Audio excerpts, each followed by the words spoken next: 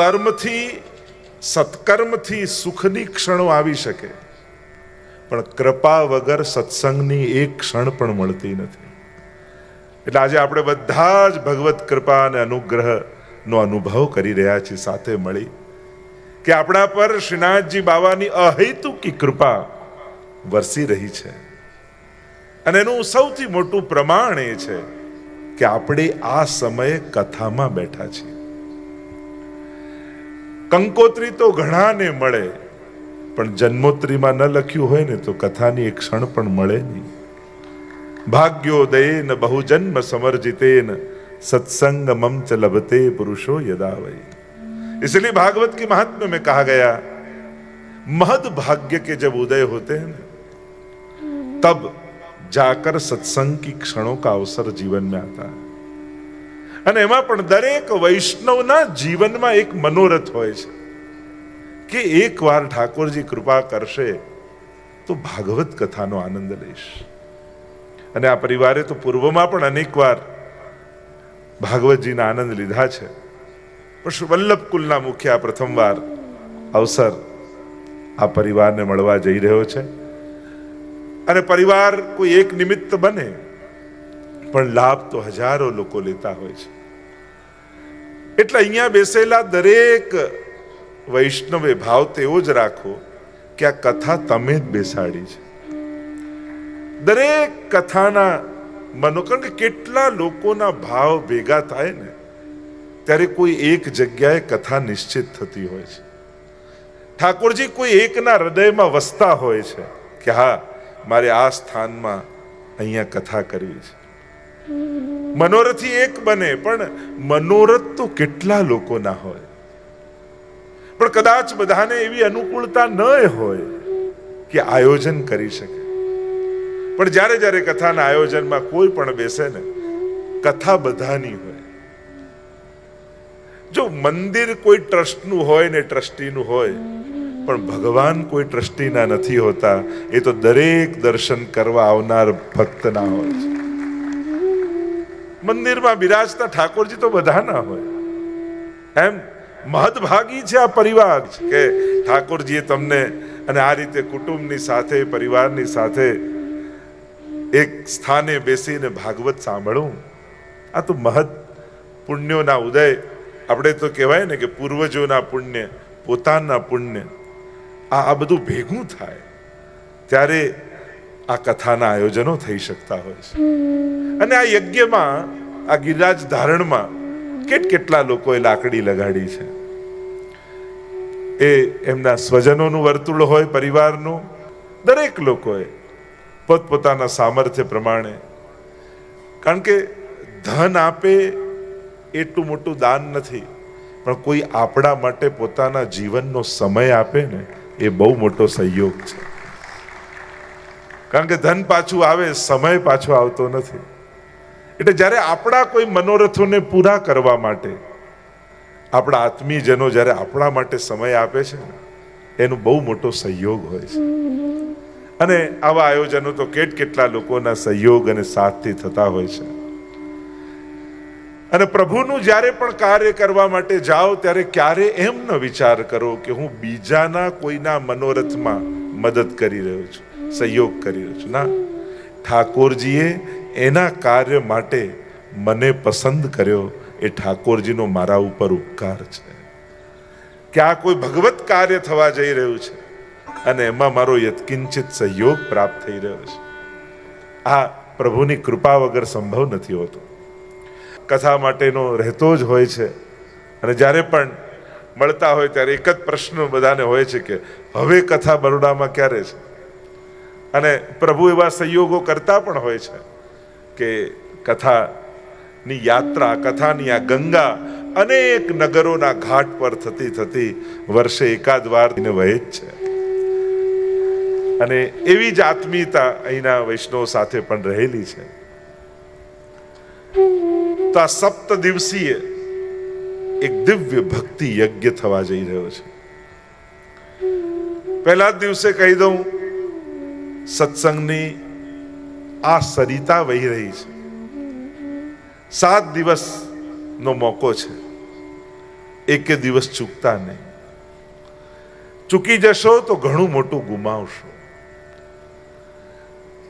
અને હું તો કથામાં એ કહું ને કે જે દિવસે, જેમ આજે રવિવાર હોય ને, રવિવારની કથા તમે સાંભળો એટલે જીવનભર જેટલા રવિવારો આવ્યા અને એ રવિવારોમાં કોઈ પણ અપરાધ કે પાપ થયો હોય ને, એ રવિવારના દિવસે કથા સાંભળો તો આજ સુધીના રવિવારમાં થયેલા જેટલા અપરાધો હોય એ બધા નાશ થઈ જાય, સમાપ્ત થઈ જાય.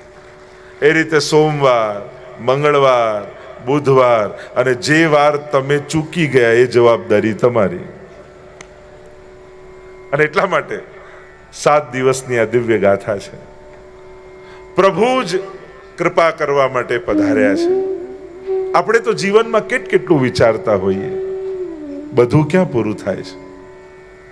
પણ જ્યારે પણ કોઈક અલૌકિક સંકલ્પ જીવનમાં કર્યો હોય અને એ જો પૂરો થાય ને, તો માનજો મારા પૂર્વજો આજે બહુ રાજી થયા છે. એ જ્યાં હશે, કારણ કે કેવા ભગવદી કુટુંબોમાંથી આપણે બધા આવીએ છીએ, જે આખી વૈષ્ણવી પરંપરામાંથી આપણે આવતા હોઈએ છીએ. અને વડીલોએ કરેલી ભક્તિ, એમણે ફેલવેલી માળાઓ, એમણે ભરેલી ઝારીઓ, એમણે કરેલી સેવાઓ જ્યારે ફલિત થાય ત્યારે આપણા પરિવાર થકી આવા દિવ્ય આયોજનો થતા હોય છે. જો એક ભક્તના ઘરે, એક વૈષ્ણવના ઘરે જન્મ લેવો એ બહુ મોટા સૌભાગ્યની વાત છે. એ તમે ગયા જન્મમાં અનેક પુણ્યો કર્યા છે એનું પ્રમાણ, કોઈ સૌથી મોટું પ્રમાણ હોય તો એક વૈષ્ણવના કુળમાં તમારો જન્મ થવો છે. ભાગવતમાં જ્યારે તમે કથા શ્રવણ કરશો ત્યારે ઘણી એવી માતાઓની કથા આવશે કે જેના કુખે ભગવાને જન્મ લીધો. એવી ધન્ય માતાઓ કે જેના કુખમાં ભગવાન આવે અને ભગવાનને એને જન્મ આપ્યા અને ભગવાનની માં કહેવાય.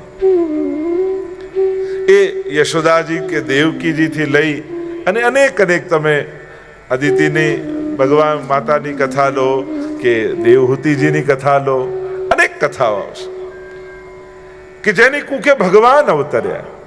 ઘણી એવી માતાઓની કથા આવશે કે જેના કુખે ભક્તો જન્મ્યા. ભગવદીઓનો જન્મ જેના કુખે થયો, એ કે જેના ઉદરમાં ભક્તો આવ્યા.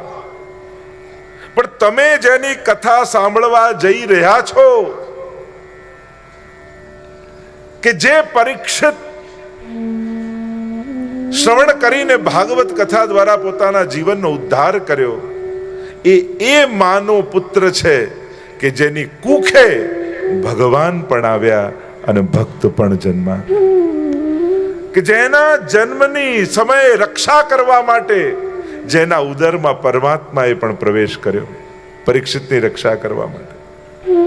અને પરીક્ષિત જેવા ભક્ત જેની કુખમાં હતા, એટલે કે ભક્ત અને ભગવાન આ બંને જેની કુખે આવ્યા, એવા માના પુત્રની કથા છે. નિમિત્ત બનશે પરીક્ષિત રાજા, પણ નિમિત્ત એક પરિવાર બને, એક વ્યક્તિ બને, પણ એનો પ્રસાદ તો બધાને મળતો હોય છે. કારણ કે ભગવાનની વાણી એ પિરિયોડિકલ નથી હોતી ને પર્સનલી નથી હોતી. એ કોઈ એક વ્યક્તિ માટે નથી હોતી અને કોઈ કાળ માટે નથી હોતી. એ શાશ્વત હોય છે અને બધા માટે હોય છે. ગીતાજી માટે અર્જુન નિમિત્ત બને, પણ ગીતાજી ભગવાન કેવલ કોઈ અર્જુન માટે થોડી કહે છે. ભાગવત માટે પરીક્ષિતજી નિમિત્ત બને, પણ કેવલ ભાગવત એ પરીક્ષિત માટે થોડી છે. એ તો નિમિત્ત થયા છે, માધ્યમ બન્યા છે, અને માધ્યમ બનીને પ્રસાદ ભગવાને બધાને વાંટ્યો છે. ઘણી વાર લોકો એમ કહે કે હવે આટલા હજારો વર્ષ થઈ ગયા, હવે આ ભાગવત કથા અને ગીતાજી ને રામાયણની જરૂર શું? હું તો એમ જ એમને કહું, કદાચ ગીતાજીની જેટલી જરૂરિયાત અર્જુનને નહોતી ને, એના કરતા આપણને વધારે છે. કારણ કે એ તો એકવાર કન્ફ્યુઝ થયો, આપણે તો સવારે ઉઠતાની સાથે કન્ફ્યુઝ હોઈએ છીએ.